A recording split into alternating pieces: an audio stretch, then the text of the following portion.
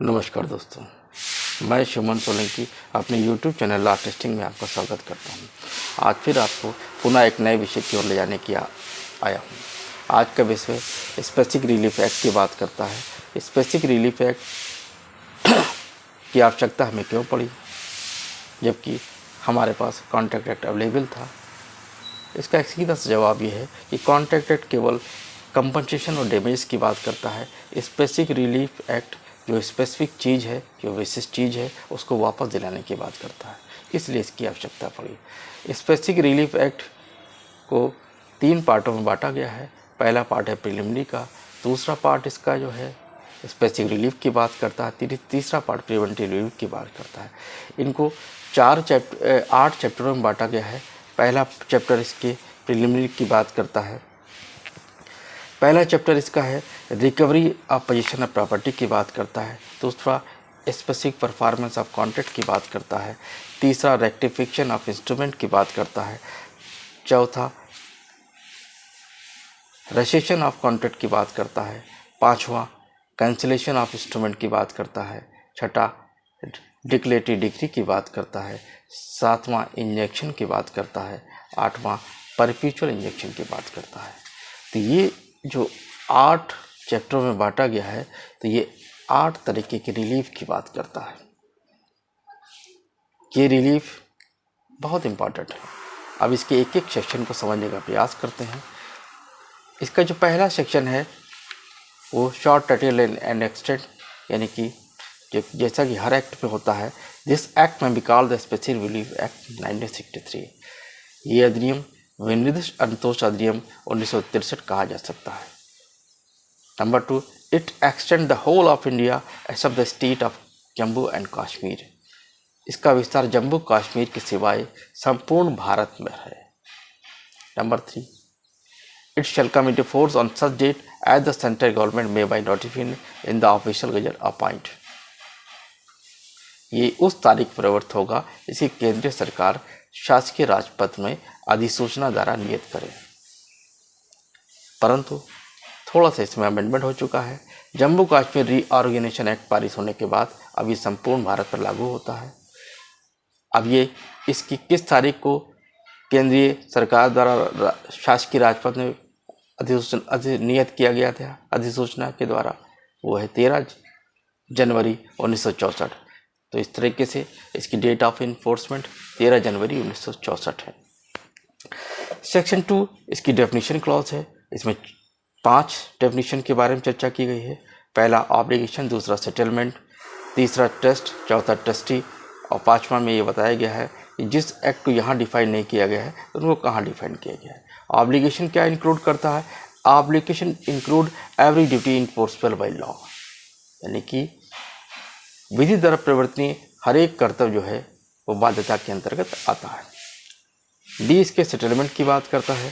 Settlement means an instrument other than will और codicil और defined as Indian section and act 1925 whereby the destination or devolution of successive interest in movable or immovable property is disposed of or is agreed to be disposed of। विस्थापन के अंतर्गत भारतीय उत्तराधिकार अधिनियम 1925 द्वारा यथा परिभाषित विल अथवा कोडोसिल ऐसी लिखत से भिन्न ऐसी लिखत अभिप्रेत है जिसके द्वारा जंगम या स्थावर संपत्ति के क्रमवर्ती हितों के गंतव्य अथवा न्यायगमन को व्यनित किया जाता है या इसका व्यनित किया जाना करारित होता है। सी में ट्रस्ट को डिफाइन किया गया है। Trust has the same meaning in the section 3 of the Indian contract act and includes an obligation in the nature of trust with the meaning of chapter 9 of the this act. यानी trust का वही अर्थ है जो section 3 Indian trust act में कहा गया है और इस अधिनियम के अध्याय 9 के अंतर्गत आने वाली न्यास प्रकृति की बाध्यता भी इसके अंतर्गत आती है। अगली डेफिनेशन ट्रस्टी है कि ट्रस्टी क्या इंक्लूड करता है। क्वेश्चन यही आते हैं कि trustee which what include. Trustee include every person holding property in trust. न्यासी के अंतर्गत हर एक वैसे आती है, हर ऐसा व्यक्ति आता है जो संपत्ति को न्यास्ता धारण किए हुए। अब इसके बाद सेक्शन इसका जो अगली डेफिनेशन है, जहाँ पर ये बताया गया है कि जो वर्ड यहाँ डिफाइन नहीं है वो कहाँ डिफाइन है। All other words and expression used herein but not defined and defined in the Indian Contract Act 1872 have the meaning respectively assigned in them in that act। यानी जो एक्ट, जो शब्द यहाँ डिफाइन नहीं है वो भारतीय संविधान अधिनियम में यदि डिफाइन है तो वहाँ से ले लिए जाएंगे। सेक्शन 3 इसका सेविंग क्लॉज की बात करता है, क्या चीज़ सेव की गई है। Except otherwise provided herein nothing in this act shall be deemed to be deprive any person any right to relief other than specific performance which may be under any contract or to affect the operation of the Indian Registration Act on document। एतस्मिन् पश्चात उपबंधित के सिवाय इस अधिनियम की किसी भी बात से यह नहीं समझा जाएगा कि किसी व्यक्ति को विनिर्दिष्ट पालन से भिन्न अनुतोष के किसी ऐसे अधिकार जो कि संविदा के अधीन रखता हो वंचित रखता है। दस्तावेजों पर भारतीय रजिस्ट्रीकरण अधिनियम 1908 के प्रवर्तन पर प्रभाव डालती है। अब इसके सेक्शन 4 ये बताता है कि स्पेसिफिक रिलीफ एक्ट यानी कि SRA केवल सिविल राइट को इन्फोर्स कराने के लिए हो सकता है, कि इसको SRA के द्वारा पीनल राइट को इन्फोर्स नहीं कराया जा सकता। Specific relief can be granted only for the purpose of enforcing individual civil right, not for the mere purpose of enforcing a penal right। यानी कि सिविल राइट में भी कौन सा राइट, जो कि इंडिविजुअल सिविल राइट है।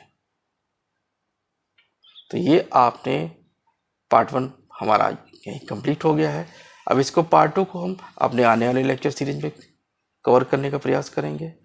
यदि आपको मेरा चैनल समझ में आता है तो कृपया से लाइक, सब्सक्राइब, शेयर, कमेंट करें। स्पेसिफिक रिलीफ एक्ट की एक बहुत बड़ी इंपॉर्टेंट बात यह है कि ये एक्ट ना तो केवल एक एडमिट पर्पस से बहुत इंपॉर्टेंट है, बल्कि ये एडवोकेसी के लिए बहुत इंपॉर्टेंट है। यदि आपको ये समझ में एक बार आ गया तो आप एडवोकेसी की नब्ज़ पकड़ लेंगे। हमारे आने वाले लेक्चर को देखिए और मैं आने वाले लेक्चर में संपूर्ण सिविल स्पेसिफिक रिलीफ एक्ट को कवर करूँगा। यदि आपको मेरा चैनल समझ में आता है तो कृपया लाइक, सब्सक्राइब, शेयर करें। जय हिंद, जय भारत।